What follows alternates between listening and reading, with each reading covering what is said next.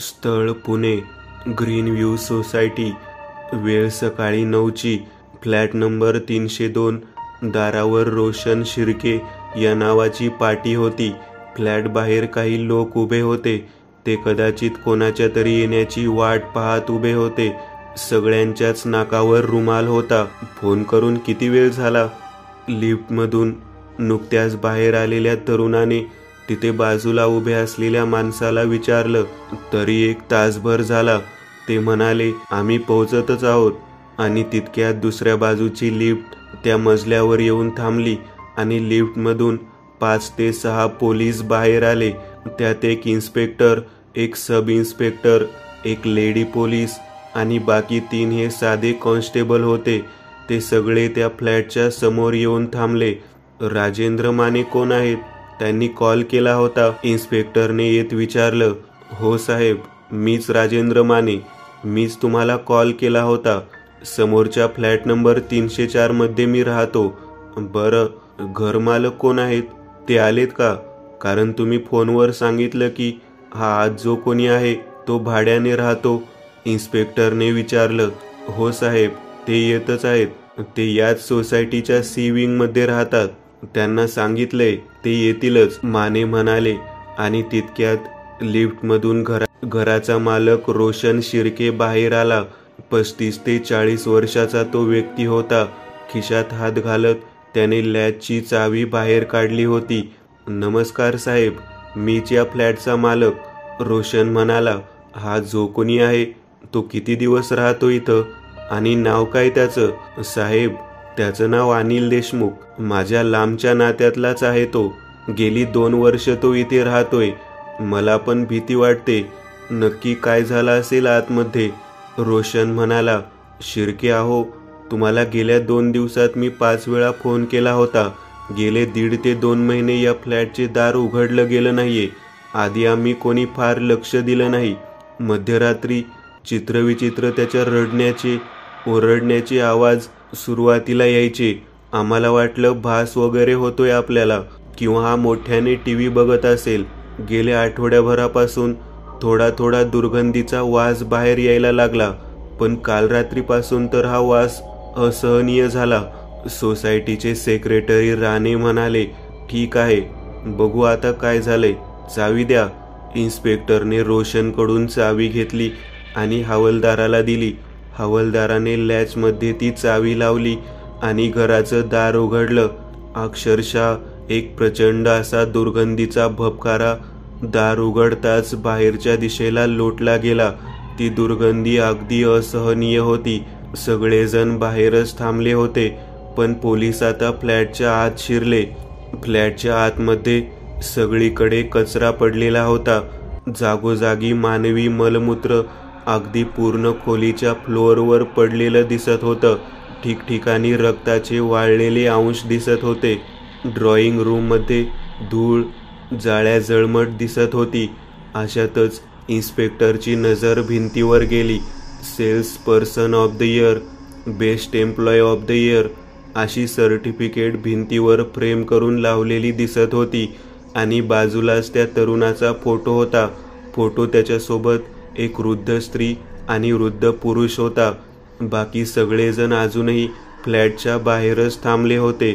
Drawing रूममध्ये असलेला TV फोडलेल्या अवस्थेत होता. जागोजागी काचा पडलेल्या होत्या.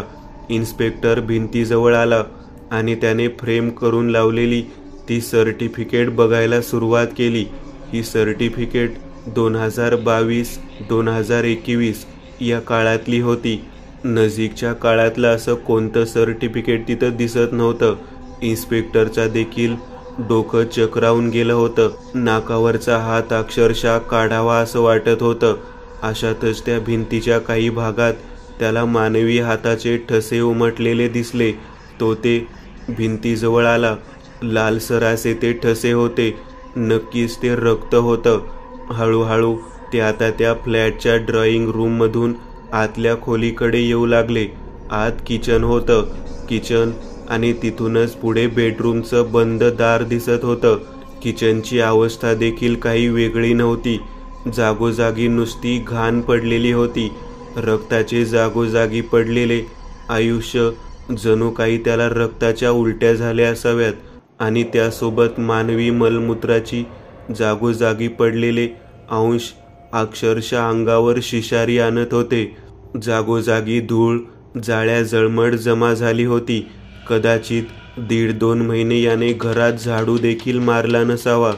बेसिनमध्ये भांड्यांचा ढीग दिसत होता आणि त्यावर असलेल्या खरकट्याला अक्षरशः किडे पडले होते. इन्स्पेक्टरने आता थेट त्या दरवाजाच्या दिशेला चालायला सुरुवात केली.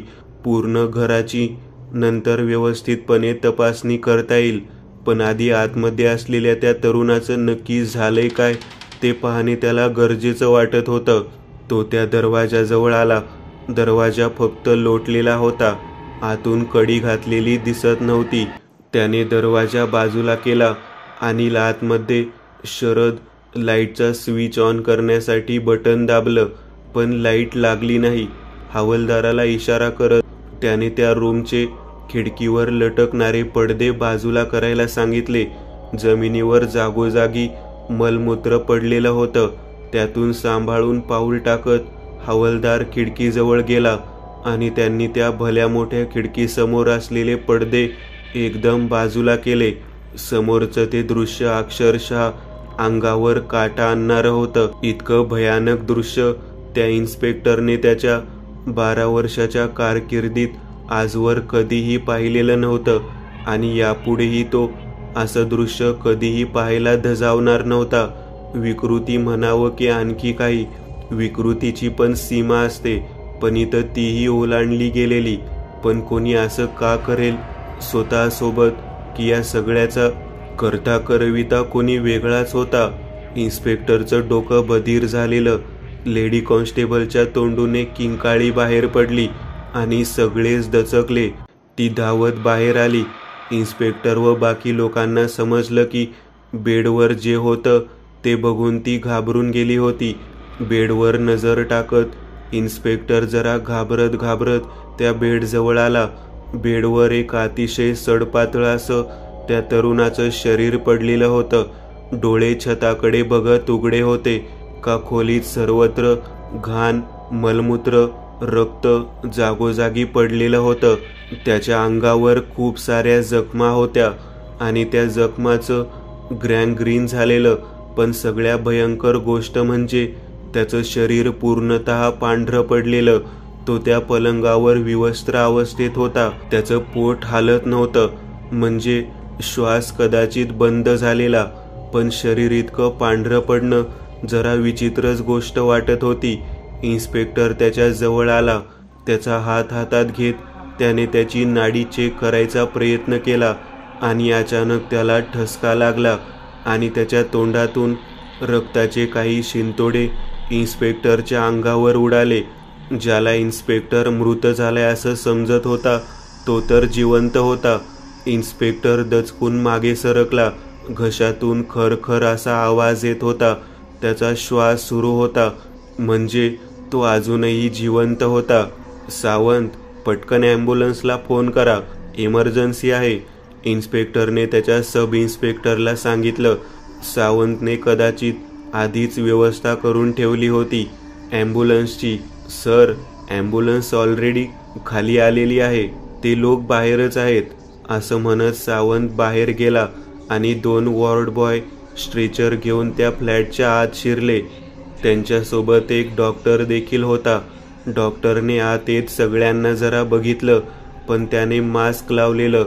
तो त्या शरीराच्या जवळ आला आणि त्याने त्याची नस चेक केली, त्याच्या हृदयाची गती चेक केली. काही न बोलता त्याने वाढवायला फक्त इशारा केला. शरीर स्ट्रेचरवर टाकलं आणि ते त्याला घेऊन तिथून बाहेर निघून गेले. पण त्याआधी त्यांनी त्याचं पूर्ण शरीर एका चादरीखाली झाकलं होतं, कारण ते शरीर तसं कोणी जर बाहेर बघितलं असतं तर त्या माणसांना उगाचच भीती वाटली असती, म्हणूनच त्यांनी तसं केलं.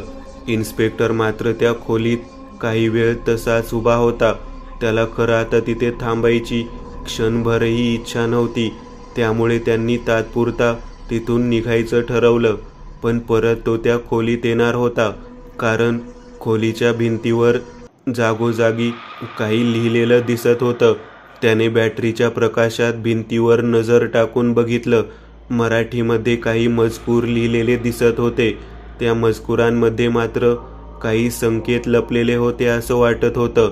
पण इन्स्पेक्टरचं डोकं आता काम करत नव्हतं. त्याला तिथे थांबायची बिलकुल इच्छा नव्हती.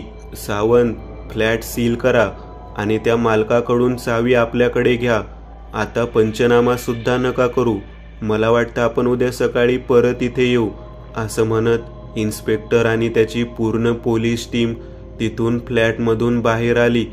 फ्लॅटचं दार बंद केलं आणि चावी थेट सब इन्स्पेक्टरने स्वतःच्या खिशात टाकली. फ्लॅट सील करण्यात आला.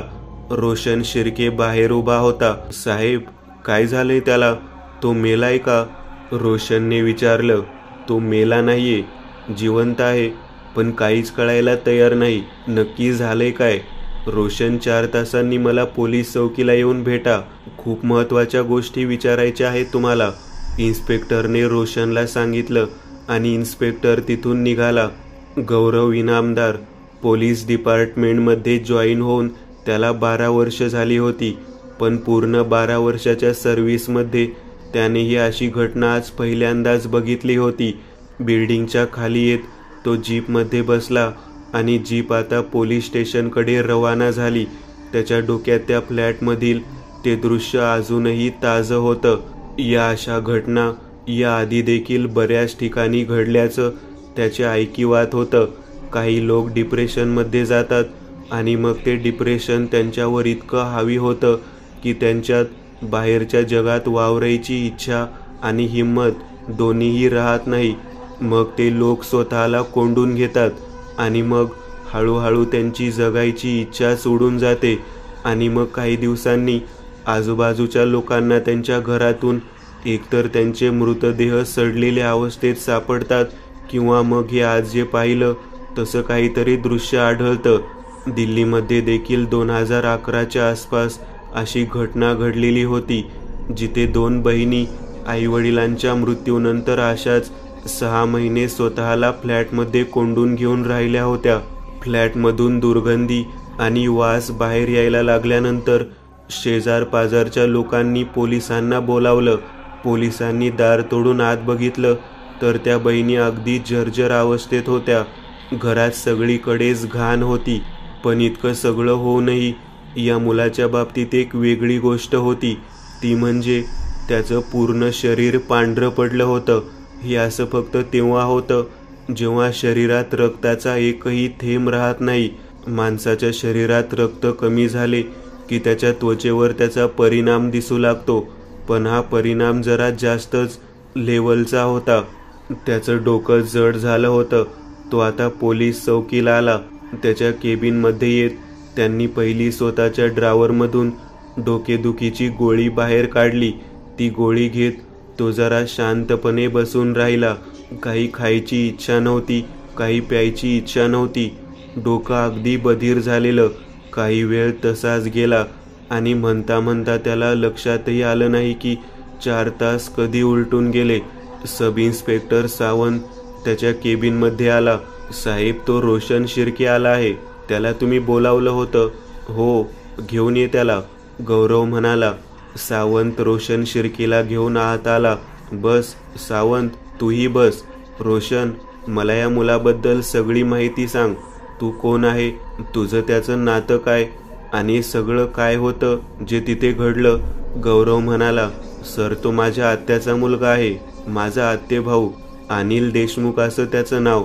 कोविडच्या काळातच माझ्या आत्याचं निधन झालं. तेव्हा हे लोक मुंबईला राहत होते. त्याचं लग्न झालेलं नव्हतं. तो एका IT कंपनीमध्ये असिस्टंट सेल्स मॅनेजर म्हणून तेव्हा जॉब करत होता. पण कोविडमध्ये आत्याचं निधन झालं आणि त्याला मुंबईत राहायची इच्छाच राहिली नाही. तो त्याच्या आईशी खूप क्लोज होता. मग तो पुण्यात आला. 2021च्या आसपास त्याला पुण्यातच हिंजवडीमध्ये एका दुसऱ्या कंपनीमध्ये जॉब लागला. जवळजवळ 1.5 वर्ष त्यांनी तिथे काम केलं आणि त्याचा परफॉर्मन्स पण चांगला होता. तेव्हा तो हिंजवडीच्या आसपास राहत होता. पण अचानक कंपनीमध्ये लोकांना अचानक कामावरून काढू लागले. त्यात गेल्या 3 वर्षात जे लोक जॉईन झाले होते त्या सगळ्यांना कोणतीही नोटीस न देता कामावरून काढून टाकण्यात आलं. तो जिथे भाड्याने राहत होता तिथे भाडं पण जास्त होतं. ते भाडं पण आता तो देऊ शकत नव्हता, कारण त्याला जॉबच मिळत नव्हता.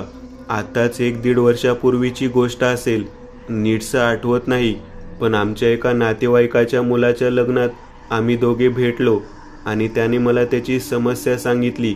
त्यावर मी त्याला ही गोष्ट सुचवली की माझ्या एक फ्लॅट बानेर परिसरात आहे, तुला जेवढं जमेल तेवढं भाडं दे.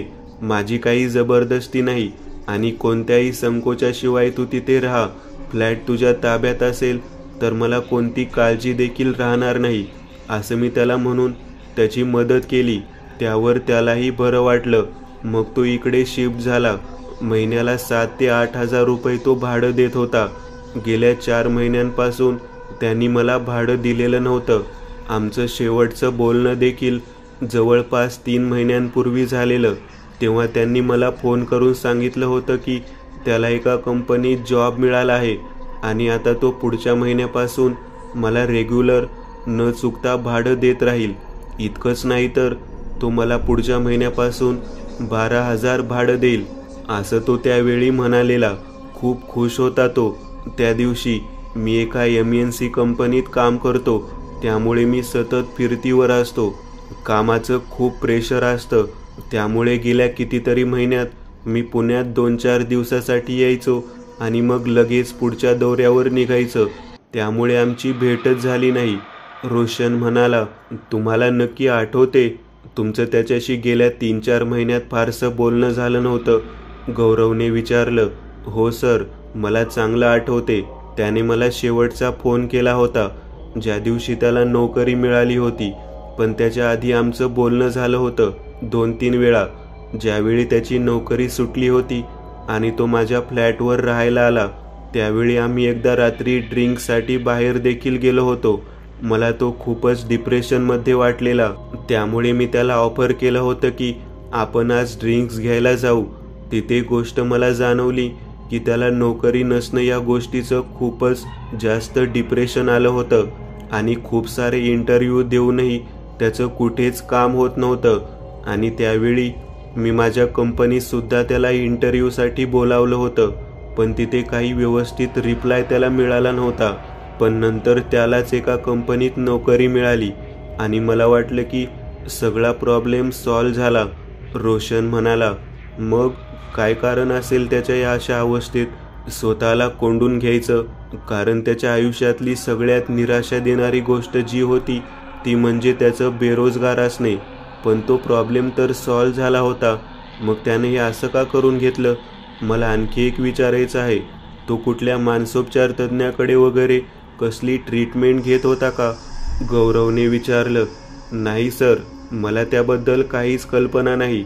पण जेव्हा आम्ही त्या लग्नात भेटलो होतो तेव्हा तर तसं तो काही बोलला नव्हता आणि इवन आताच्या जाण्याच्या दुःखातून तो सावरलेला. मला तर अजून विश्वास बसत नाहीये की अनिलची अवस्था झाली आहे. मला विचारायचं होतं की मी त्याला हॉस्पिटलला जाऊन बघू शकतो का? रोशन म्हणाला, हो, तुम्ही जाऊ शकता त्याला बघायला, पण फ्लॅटची चावी सध्या तरी आमच्याकडेच राहील. या गोष्टीच्या मुळाशी गेल्यावरच तुम्हाला तुमच्या फ्लॅटची चावी मिळेल. बाहेर हवालदार शेख असतील, त्यांच्याकडे अनिलबद्दलची सगळी माहिती देऊन ठेव आणि मग तू जाऊ शकतोस. गौरव म्हणाला. रोशन तिथून निघून गेला. सर, मला तर या केसमध्ये काही दम वाटत नाहीये. हा पोरगा नक्कीच मेंटली अनस्टेबल असणार आणि त्यातूनच हे असं झालं असणार. तुम्हीच बघा, त्याने स्वतःच्या आईला गमावलं होतं. या जगात तसं पाहायला तो एकटाच होता आणि त्यात नोकरी जाणं म्हणजे एक प्रकारे आणखी एक धक्का त्याला बसला होता. कदाचित त्याच धक्क्यातून तो सावरू शकला नाही नोकरी मिळाल्यानंतरही. सावंत म्हणाला, एक काम कर, आता अनिलबद्दल जी काही माहिती दिली त्यावरून पहिले तर त्याचे फोन रेकॉर्ड काढा. तो कुठल्या कंपनीत कामाला होता तिथे एकदा जाऊन या, मगच आपल्याला नक्की काय आहे ते कळेल. आणि तो शुद्धीवर आल्यावर तसेही त्याला थोडं काउन्सिलिंग करावं लागेल. त्यानंतरच तो सांगेल की नक्की काय घडलंय. गौरवने सावंतला सांगितलं. सावंत तिथून निघून गेला आणि पुढच्या कामाला लागला. म्हणता म्हणता संध्याकाळचे 8 वाजले. गौरवच्या ड्युटीचा टाइम संपला होता. तो आता तिथून निघाला. काही वेळातच तो घरी पोहोचला. त्याने दार वाजवलं. सुमनने दरवाजा उघडला. तिच्याशी काहीच न बोलता तो थेट आत आला. युनिफॉर्म उतरवत थेट बाथरूममध्ये गेला आणि शॉवर खाली काही वेळ उभा राहिला. डायनिंग टेबलवर देखील तो फार काही बोलत नव्हता. सुमन त्याला बघून थोडीशी चिंतेत होती. काय हो, काय झालं? एवढे टेन्शनमध्ये का आहात? तुमची ट्रान्सफर वगैरे झाली नाहीये ना? नाही ग, मी ठीक आहे. फक्त मला झोपायचे. खूप थकवा आल्यासारखं वाटतंय. बरं, मी काय म्हणते, येत्या रविवारी थोडा वेळ काढाल का? का? कशासाठी? अहो, माझी कझन अनिशा माहितीये ना, तिच्याकडे जायचं आहे. तिच्या नवीन घराची वास्तू शांत आहे. सुमन म्हणाली. थांब जरा, मला बघू दे. असं म्हणत त्याने मोबाईल बाहेर काढला. मोबाईलमध्ये त्याने कॅलेंडरवर त्या दिवसाची तारीख बघितली. ठीक आहे, जाऊ, पण जास्त वेळ तिथं नाही थांबणार मी. हरकत नाही, तुम्ही चला तर. सुमन त्याच्या होकाराने जराशी खुश झाली होती. गौरव जेवण करून बेडरूममध्ये झोपायला निघून गेला. कामावर काही वेळाने सुमन देखील बेडरूममध्ये आली. गौरव शांतपणे झोपला होता. पडल्या पडल्या तिचाही डोळा लागला. मध्यरात्री त्याला अचानक जाग आली. का कोणास ठाऊक, पण तो फ्लॅट, ती वास्तू आणि विशेष करून ते बेडरूम जणू त्याला खुणावत होतं. त्याने सावंतकडून त्या फ्लॅटची किल्ली घेऊन ठेवलेली. सुमन गाढ झोपेत होती. ही केस साधी नव्हती हे तर कुठेतरी त्याला आतून वाटत होतं. काहीतरी खूप गोड असं रहस्य आहे अनिलच्या या अवस्थेमागे. त्याने घड्याळात बघितलं. 3:30 वाजले होते. तो उठला, पटकन अंगावर कपडे चढवले आणि तो आता घरातून तिकडे जायला निघाला. ती जागा त्याच्या घरापासून फार लांब नव्हती. 10 ते 15 मिनिटातच तो आता त्या सोसायटीजवळ आला. गेटजवळ येताना बाहेरच गाडी पार्क केली. गेटवर वॉचमन नव्हता. अगदी शांतपणे तो आता लिफ्टने 3ऱ्या मजल्यावर आला. लिफ्टमधून बाहेर पाऊल टाकताच का कुणास ठाऊक त्याला जरा विचित्रच वाटू लागलं. एक एक पाऊल टाकत तो त्या फ्लॅट 302च्या समोर येऊन उभा राहिला. खिशातून चावी काढत त्याने फ्लॅटचे लॉक उघडलं. अलगदपणे दार ढकलत तो फ्लॅटच्या आत आला. सगळं काही तसंच होतं जसं सकाळी ते सोडून गेले होते. फ्लॅटच्या ड्रॉइंग रूममधून चालत किचन मार्गे तो बेडरूमच्या दाराशी आला. दाराला कडी लावलेली होती. ती कडी उघडत त्यांनी दार ढकललं आणि पहिलं पाऊल आतमध्ये टाकलं. नाकाला मास्क लावला होता कारण तिथे ती दुर्गंधी अगदी असहनीय होती. पूर्णपणे अंधार होता.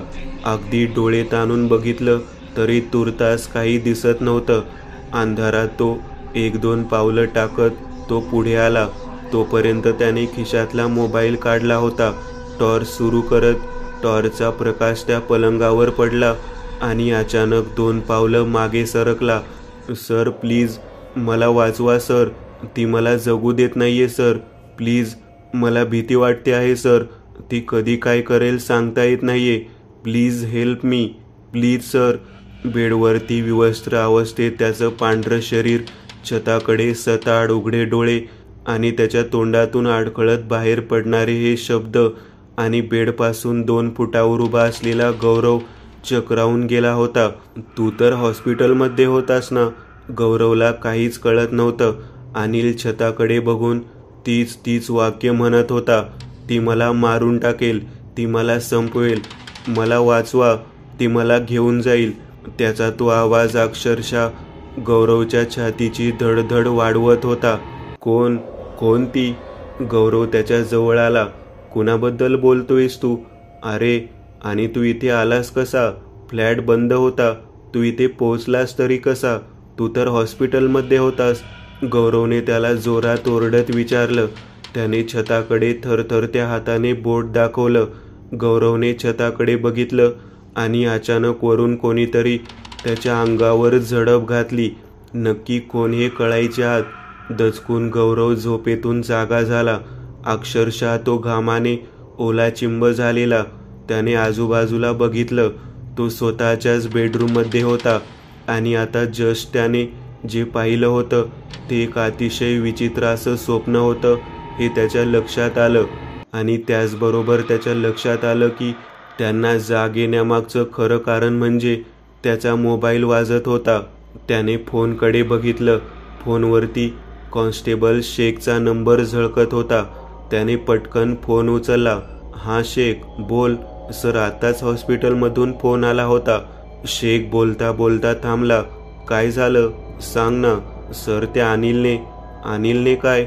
सर, त्याने सुसाईड केलं." गौरवच्या पायाखालची जमीन सरकली. कारण जो व्यक्ती धड नीट उभा राहू शकत नव्हता, ज्याच्या शरीरात फक्त श्वास घेण्याइतपतच ताकद उरली होती, तो हे पाऊल उचलण्याइतपत गेला कसा? "अरे पण हे कसं झालं? आणि कॉन्स्टेबल शेळके होता ना तिथे?" "हो सर." "आता कसं सांगू तुम्हाला? शेळके पण धक्क्यात आहेत. खूप विचित्र असं घडलं इथं सगळं." "बरं ठीक आहे, मी येतो लगेच." गौरवने फोन ठेवला. फक्त खाकी पॅन्ट परिधान केली व एक शर्ट आणि त्याच्यावरती एक जॅकेट घालत लगेचच घरातून निघाला. सुमन झोपलेली, त्यामुळे त्याने बाहेरूनच दार लॉक करून घेतलं होतं. हॉस्पिटल त्याच्या घरापासून अर्ध्या पाऊण तासाच्या अंतरावर होतं, पण रात्री रस्ते रिकामे होते, त्यामुळे 20 मिनिटातच तो तिथे पोहोचला. हॉस्पिटलच्या रस्त्याच्या समोर जमिनीवर काचा फुटलेल्या दिसत होत्या, पण त्याहीपेक्षा विचित्र म्हणजे लाईटचा एक पोल अर्धा वाकलेला दिसत होता. रस्त्यावर रक्तच रक्त दिसत होतं आणि एक ट्रक काही अंतरावर रस्त्याच्या कडेला बंद अवस्थेत उभा दिसत होता. गौरवने गाडी हॉस्पिटलच्या समोर पार्क केली आणि तो आता हॉस्पिटलच्या आत गेला. समोरच इमर्जन्सी वॉर्ड समोर उभा असलेला कॉन्स्टेबल शेख आणि बाजूच्या बेंचवर शून्यात नजर लावून भेदरलेल्या अवस्थेत बसलेला कॉन्स्टेबल शेळके त्याला दिसला. आजूबाजूला 1-2 वॉर्ड बॉय, 1-2 नर्सेस आणि एक डॉक्टर उभा होता. "शेखर, कसं झालं हे?" गौरवने विचारलं. "सर, याने सगळं बघितलं, हा सांगेल." शेख म्हणाला. "शेळके, काय झालं? कसं झालं? घाबरू नकोस." त्याच्या बाजूला बसत गौरवने विचारलं. शेळकेला जबरदस्त मानसिक धक्का बसला होता आणि आता त्यातच तो बोलू लागला. "साहेब, जवळपास 1 तासापूर्वीची गोष्ट आहे. मी इथेच या बेंचवर बसलो होतो. तितक्यात मला खोलीच्या आतून काहीतरी पडल्याचा आवाज आला. त्याला इथं आणल्यापासून तो बेशुद्धच होता. मध्ये मध्ये डोळे उघडायचा आणि मग परत डोळे मिटायचा. कसलीच हालचाल झालेली नव्हती त्याच्या शरीराची. मी दार उघडून जसा आत काय झालं हे बघायला शिरलो, तो पलंगावरून उठून उभा राहिलेला. त्याच अवस्थेत अंगावर घातलेला हॉस्पिटलचा कपडा त्याने फाडून बाजूला फेकला. रूमच्या आत अंधार होता, पण बाहेरचा लाईटचा प्रकाश येत होता. त्याची सलाईनची बाटली जमिनीवर पडून फुटलेली होती आणि त्याच काचांवर तो उभा होता. त्याने माझ्याकडे बघितलं आणि तो थेट मागे असलेल्या खिडकीजवळ आला. साहेब, त्याच्या अंगात प्रचंड ताकद आली होती. कशी आली काहीच कळत नव्हतं. खिडकीला लावलेले ग्रिल्स तो ओढू लागला. त्यांनी 2 ते 4 झटके दिले असतील. ग्रिल्स पार त्या खिडकीच्या सिमेंट कॉन्क्रीटचा चुरा करत बाहेर निघाले. ग्रिल्सची ती पूर्ण चौकट उचलून त्याने बाहेर फेकली आणि तो खिडकीतून थेट बाहेर पडला. कदाचित त्याला माहिती नव्हतं की हा ग्राउंड फ्लोअरवर आहे. खाली उडी मारत तो पडला आणि मी घाबरत घाबरत खिडकीच्या जवळ आलो. त्याने मागे वळून माझ्याकडे बघितलं. विचित्र असं त्याचं ते हास्य. खरंच साहेब, ते हास्य मी आयुष्यात कधी विसरणार नाही. तो थेट हॉस्पिटलच्या पुढच्या बाजूला धावत गेला. रात्रीची वेळ, त्यामुळे ना वॉचमन, सिक्युरिटी, सगळेच आपापल्या नादात कुठे होते कोणास ठाऊक. मला काहीच कळत नव्हतं. मी देखील याच खिडकीतून खाली उडी मारून बाहेर आलो आणि त्याच्या मागे पळालो. तोपर्यंत तो हॉस्पिटलच्या आवारातून बाहेर रस्त्यापर्यंत गेला होता. त्याने आजूबाजूला बघितलं, पण रस्त्यावर कोणतंच वाहन वगैरे काही नव्हतं. तो थेट समोर असलेल्या लाईटच्या खांबावर चढू लागला. वर जात त्याने हाताने बल्बच्या भोवतीची काच फोडली आणि त्याला भयंकर असा शॉक बसला. काही वेळ तो एका हाताने तसाच तिथे थरथरत होता. कदाचित बराच वेळ त्याला शॉक बसत होता अचानक काय झालं होतं कोणास ठाऊक, खांब थोडासा वाकला आणि हा जमिनीवर पडला. जमिनीवर पडूनही तो परत उठून उभा राहिला, पण त्याच्यातली थोडीशी शक्ती कमी झाल्यासारखी वाटत होती. तो उठून उभा राहिला. त्याने आजूबाजूला बघितलं आणि तितक्यात समोरून एक ट्रक त्याला येताना दिसला. तो रस्त्याच्या दुभाजकावर उभा होता. ट्रक थोडा वेगात होता. अचानक त्याने ट्रकच्या समोर उडी घेतली आणि ट्रक त्याच्या अंगावरून निघून गेला. त्याचं शरीर चिरडलं गेलं. काही वेळ तो तडफडला असेल आणि मग त्याची तडफड थांबली. साहेब, एवढं भयंकर दृश्य मी आजवर कधीच बघितलं नव्हतं. खिडकीची ग्रिल्स काढत असताना तो काहीतरी बडबडत होता. मला सोड, मला मारून तरी टाक, पण असा त्रास नको देऊस प्लीज. माझा पिच्छा सोड, मला त्रास देऊ नकोस प्लीज, असं काहीतरी तो बडबडत होता. शेळकेच्या आवाजात पण एक थरथर जाणवत होती. गौरवने त्याचं बोलणं नीट ऐकलं आणि तो त्या हॉस्पिटलच्या रूमच्या आत आला. शेळके बोलत होता ते सगळं खरं होतं. जमिनीवर बाजूला लोखंडाच्या ग्रिल्सची चौकट पडलेली. खिडकीच्या सिमेंट कॉन्क्रीटचे काही अंश जमिनीवर पडलेले होते. सलाईनची फुटलेली बाटली देखील जमिनीवर होती, ज्यावर त्याच्या पायांचं रक्त लागलेलं दिसत होतं. ज्या माणसाच्या आत श्वास घेण्या इतपतची शक्ती बाकी होती, तो खिडकीला लावलेल्या अख्ख्या ग्रिलची चौकट उपसून बाहेर काढतो. म्हणजे एवढी ताकद त्याच्यात आली कुठून? ही गोष्टच गौरवला समजत नव्हती. हे प्रकरण जेवढं साधं वाटतं तेवढं नाहीये. बॉडी पोस्टमॉर्टम रूममध्ये आहे. पोस्टमॉर्टम संपत आला असेल, शेख म्हणाला. गौरवने खोली तिकडे तिकडे बघितलं. बाकी कसल्याच गोष्टीची तोडफोड वगैरे करण्यात आलेली नव्हती. तो आता तिथून बाहेर आला. 10-15 मिनिटं तोही नुसता बेंचवर बसून विचार करत होता. तितक्यात डॉक्टर पोस्टमॉर्टम रूममधून बाहेर आले. गौरव उठला आणि डॉक्टरांच्या जवळ गेला. डॉक्टर, मी इन्स्पेक्टर गौरव इनामदार. मला त्याचे मेडिकल आणि पोस्टमॉर्टम रिपोर्ट कधीपर्यंत मिळतील? त्याचे मेडिकल रिपोर्ट रेडी आहेत, पण पोस्टमॉर्टम रिपोर्ट उद्या सकाळपर्यंत मिळतील. डॉक्टरांच्या चेहऱ्यावर पण एक गंभीर आणि विचित्र असा भाव दिसत होता. आपण जरा माझ्या केबिनमध्ये बसायचं का? थोडं बोलायचं आहे तुमच्याशी, डॉक्टर म्हणाले. हो. गौरव आणि डॉक्टर आता त्यांच्या केबिनमध्ये गेले. डॉक्टरांनी केबिनचं दार आतून लावून घेतलं आणि ते त्यांच्या खुर्चीवर जाऊन बसले. या माणसाबद्दल मला तशा बेसिक गोष्टी माहीत आहेत. 1.5-2 महिने तो एकाच फ्लॅटमध्ये बंद होता वगैरे. त्याची अवस्था अशी होती की तो 99% मेला होता. त्याच्या शरीरात खूपच अगदी नाममात्र असं रक्त शिल्लक राहिलं होतं. जणू त्याचं शरीरातून कोणीतरी पोखरलं होतं असं वाटत होतं. कोणी त्याचं रक्त आतून शोषत होतं असं वाटत होतं. त्याचं ब्रेन मॅपिंग देखील आम्ही केलं आणि त्यात खूपच विचित्र असे रिपोर्ट समोर आलेत. हाताचं मेडिकल रिपोर्ट आहे. त्याची शुगर अक्षरशः 20पर्यंत इतकी खालावली होती. असं होतं जणू त्यांनी कित्येक दिवस काही खाल्लं नव्हतं. शरीरात ब्लडच नव्हतं तर काय ब्लड प्रेशर असणार. दोन्ही किडन्या पूर्णपणे डॅमेज झाल्या होत्या. लिव्हर पूर्णपणे खराब झालं होतं. तो जिवंत कसा राहिला तेच मला समजत नाही. आणि त्यानंतर हे जे काही रात्री त्याने केलं त्यावर तर माझा विश्वासच बसत नाहीये. डॉक्टर खूपच हैराण झालेले दिसत होते.